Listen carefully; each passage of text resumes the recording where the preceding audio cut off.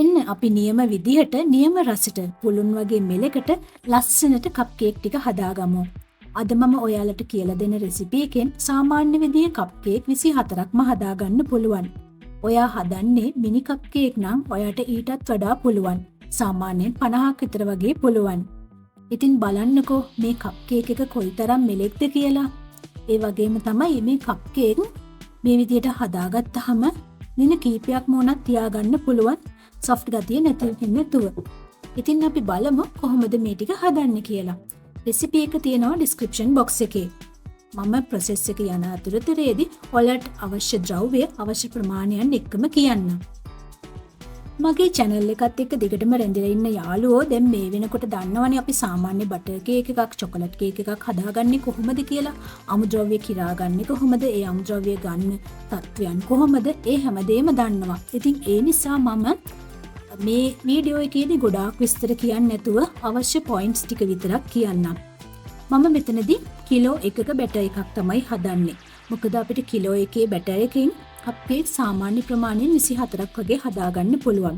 ඒක ඔයාලා මතක තියාගන්න. එතකොට ඔයාට ලොකු ඕඩර් එකක් ආවොත් කප් කේක් ගොඩක් හදන්න අවශ්‍ය වුණොත් ඒ අවශ්‍ය ප්‍රමාණයට කිලෝ ගාණින් වැඩි කරලා ඔයාට අවශ්‍ය ප්‍රමාණය අවශ්‍ය බැටර් එක හදාගන්න පුළුවන් නිසා.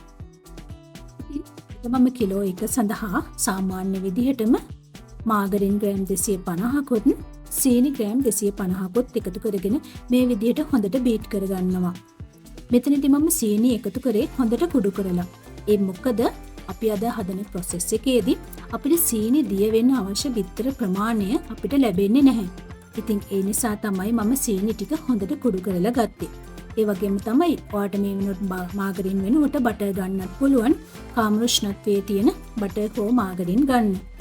ඒ වගේම තමයි පුළුවන් තරම් කේක් එකක් හදනකොට කේක් එකක් බීට් කරනකොට සාමාන්‍යයෙන් ගොඩක් දවසේ උණුසුම අඩු කාලයක් ගන්න.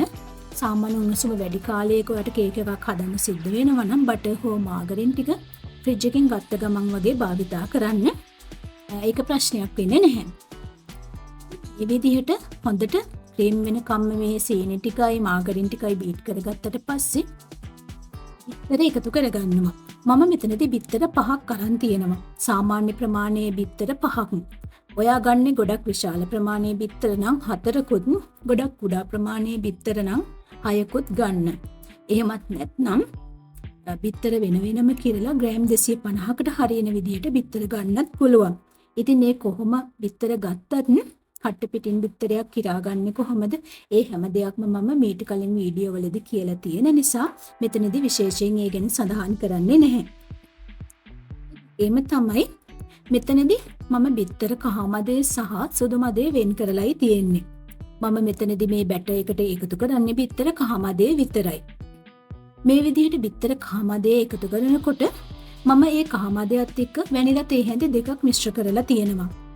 ඔයාලා මේ වෙනකොටත් දන්නවා බිත්තරයකට වැනිලා මිශ්‍ර කරලා තිබ්බම කේක් එකකින් එන්න පුළුවන් පිළිගඳ අපිට ඉවත් කරගන්න පුළුවන් කියලා. ඉතින් ඒ විදිහට තමයි මම බිත්තර කහමද 5 සහ වැනිලා තේ හැඳි දෙක මිශ්‍ර කරලා මේ බැටර් එකට එකතු කරන්නේ. සාමාන්‍යයෙන් අපි බිත්තරයක් එකින් එක එකතු කරලා එක බිත්තරයකට විනාඩි එකමාරක් වගේ බීට් කරනවානේ. ඉතින් මෙතනදී මම බිත්තර 5 වතාවකට එකතු කරන්නේ නැහැ. කොටස් 2කට 3කට වගේ තමයි එකතු කරන්නේ. මේ විදිහට එකතු කරලා එක කොටසකට විනාඩි 2ක් බැගින් වගේ හොඳට බීට් කරගන්නවා. ඔයා මේ විදිහට බීට් කරගන්නකොට විටින් විට ස්පැටියුල එකකින් මේ වටේට එකතු වෙන ටික හූරලා ආයෙත් එකතු කරලා බීට් කරන්න. දැන් මෙතනදී අපේ බිත්තරවල සුදු මදේ අපි ඉවත් කරලානේ තියෙන්නේ. ඒ සුදු මදේ අපි හොඳට බීට් කරලා තමයි වෙනම බීට් කරලා තමයි අපි මේ බැටර් එකට එකතු කරගන්නේ. ඉතින් ඒක පැත්තක තියෙනවා. අපේ කහමදේ මෙතනදී සීනි දිය වෙන්න ප්‍රමාණවත් නැති නිසා තමයි අපි සීනි කුඩු කරලා ගන්නෙ. ඉතින් මේ විදිහට බිත්තර ටික එකතු කරලා හොඳට බීට් කරලා ඉවරනාට පස්සේ අපි බීට් කරන එක මෙතනින් නතර කරනවා. ඊළඟට තමයි අපි අවශ්‍ය කරන අනිකුත් අමුද්‍රව්‍ය ටික ස්පැටියුල එකකින් මිශ්‍ර කරගන්නේ.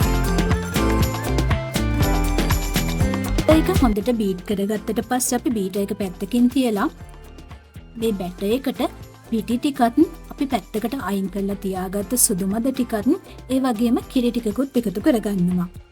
මේ පිටි මිශ්‍රණය හදාගන්නේ පිටි ග්‍රෑම් 240කට කෝන් ෆ්ලාර් ග්‍රෑම් 10ක් එකතු කරලා. ඒකටම බේකින් පවුඩර් තේ හැඳි දෙකක් එකතු කරලා හොඳට මිශ්‍ර කරලා හලා ගන්න. ඔයා එක වතාවක් දෙවතාවක් හලා ගන්නවා නම් බැටර් එකට එකතු කරන වෙලාවේදී හලා ගන්න අවශ්‍ය වෙන්නේ නැහැ. ඔයා මේ ටික මිශ්‍ර කරලා මේ බැටර් එකට දාන වෙලාවට මේ විදියට හලා ගන්නත් ඔයාට පුළුවන්. ඉතින් ඊළඟට අපි මේකට එකතු කරනවා කිරි. කිරි පිටි මේස හැඳි දෙකකට උණු වතුර මේස හැඳි දෙකක් එකතු කරලා හදාගන්න කිරි ටික නිමෙන්න තියලා තමයි අපි මේ බැටර් එකට එකතු කරගන්නේ. ඊළඟට අපි මේ බැටර් එකට එකතු කරගන්නවා අපි මුලින්ම ඉවත් කරලා තියාගත්ත සුදු මද ටික.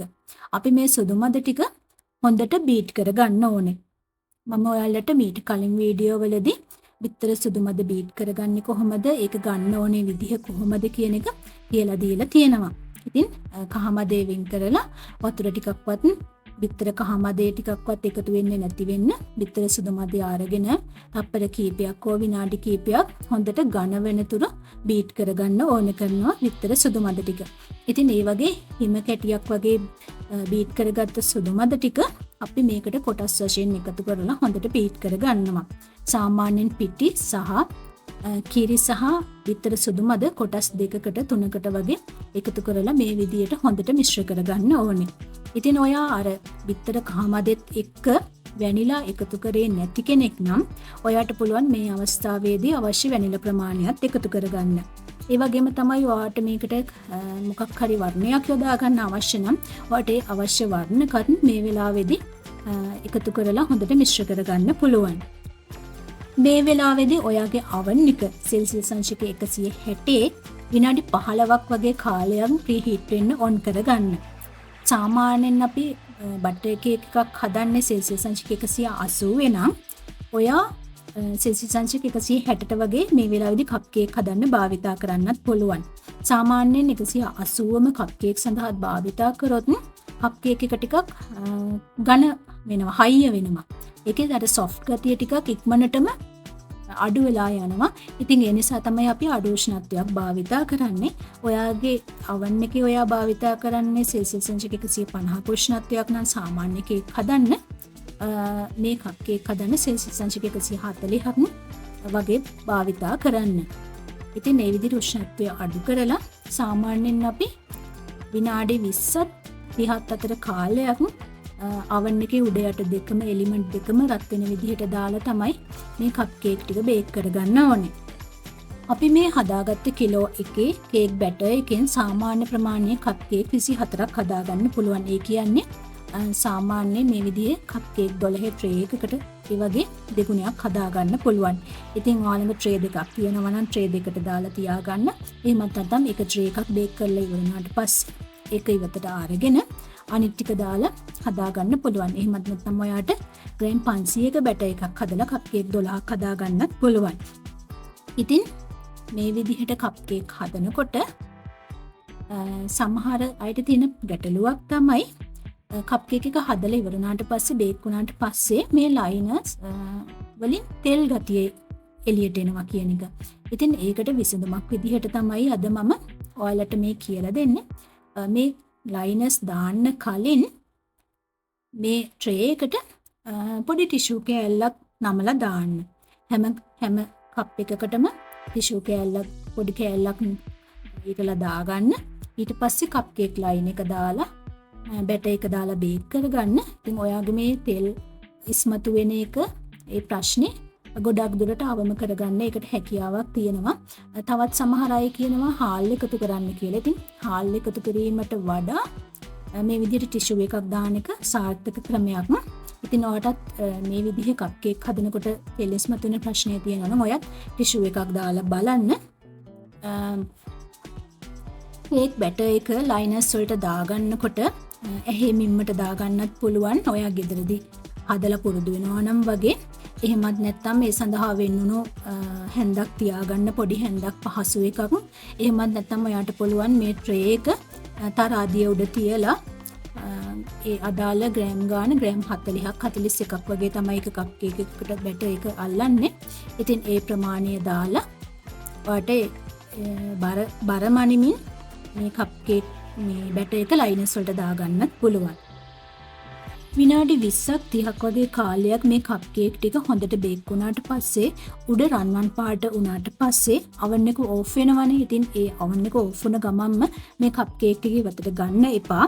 විනාඩි 10ක් 15ක් විතර oven එක ඇතුලේ එහෙමම ස්විච් ඕෆ් කරලා oven එක ඇතුලේ තියෙන රස්නෙම්ම තව ටිකක් මේක හොඳට බේක් වෙන්න තියලා තියන්න. ඊට පස්සේ එළියට අරගෙන කූලින් රැක් එකකට දාලා ඈතින් තියලා නිවෙන්න තියාගන්න.